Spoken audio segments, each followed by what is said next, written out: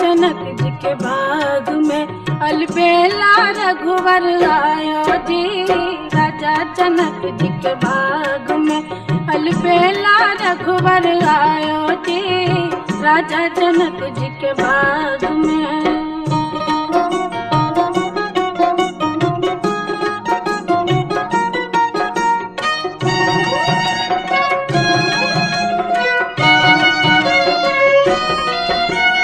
सोन के थारी में बिड़िया लगावल, सोन के थाली में बिड़िया लगावल, बिड़िया चाभन आयो जी।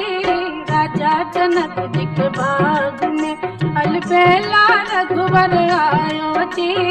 राजा जनक जी के बाग में